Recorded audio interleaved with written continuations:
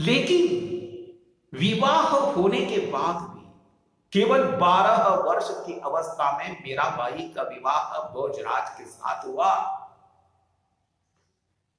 लेकिन उस समय तक मीरा का जो प्रेम है वह भगवान कृष्ण के प्रति इतना बढ़ चुका था कि वह कृष्ण की उपासना एक पति के रूप में करने लगी थी।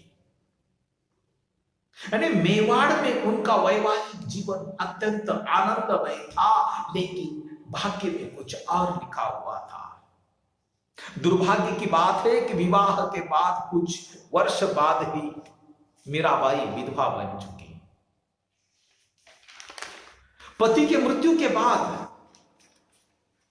सांसारिक बंधनों से मुक्त होकर मीराबाई कृष्ण की भक्ति में मग्न रहने लगी थी। पति की मृत्यु के बाद उस समय समाज में सती प्रथा थी बच्चों।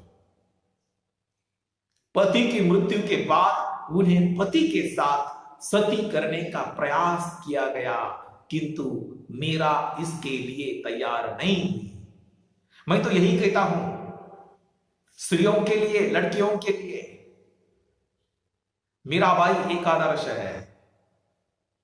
उस जमाने में सती प्रथा का विरोध करने वाली कौन होगी तो संत मीराबाई होगी। भोजराज यानी पति की मृत्यु के बाद सती करने का प्रयास किया गया, लेकिन मीराबाई इसके लिए तैयार नहीं हुई। संत मीराबाई अपने पति के अंतिम संस्कार में उपस्थित नहीं थी।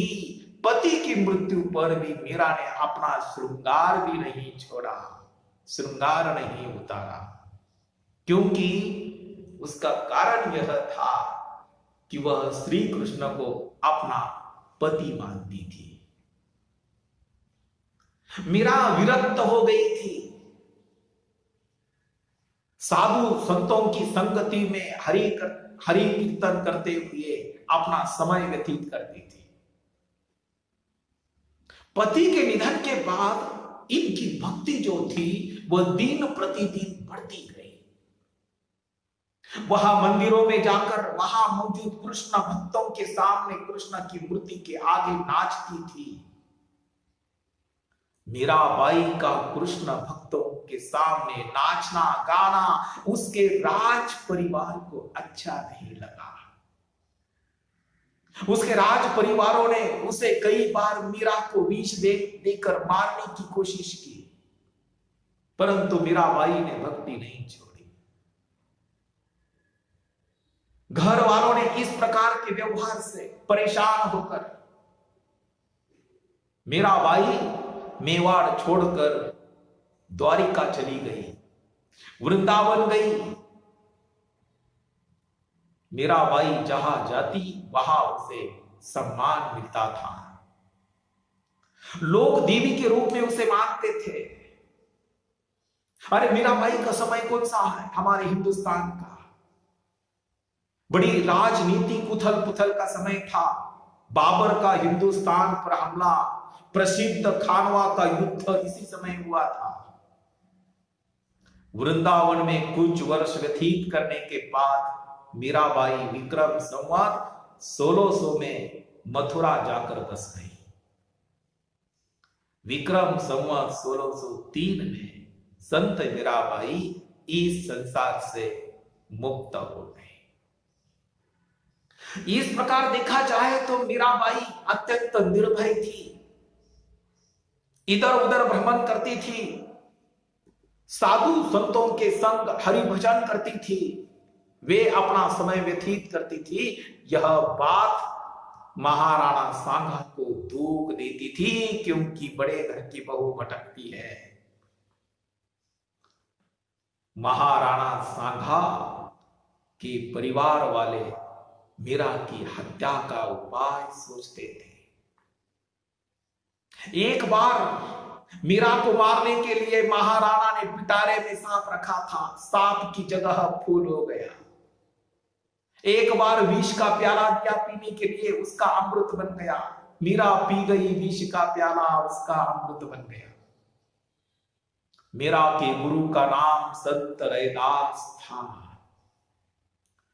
मीराबाई की प्रारंभिक शिक्षा मेड़ते में पूर्ण हुई थी। ऐसा अनुमान है कि उन्हें काव्य कला, संगीत कला आदि के अभ्यास का अवसर भी यही प्राप्त हुआ था। मीराबाई का जो काव्य है, मीराबाई के जो पद है, मीराबाई के जो भजन है, वह उसके स्वयं के जीवन का प्रतिबिंब है। बच्चों, मीराबाई द्वारा रचित कई ग्रंथ बताए जाते हैं। उनमें से प्रसिद्ध ग्रंथ है नरसिंह जी का मायरा, गीत गोविंद की टीका, राग गोविंद, फुटकर पद। बच्चों, मीरा के पद हिंदी साहित्य में अनुभूति की तीव्रता है, स्वाभाविकता है, उसमें गीतात्मकता है। मीराबाई के भजन और मीराबाई के पद अत्यंत लोकप्रिय है, यानी वह गाए जाते हैं, लोगों के होठों पर है। इसका कारण क्या है?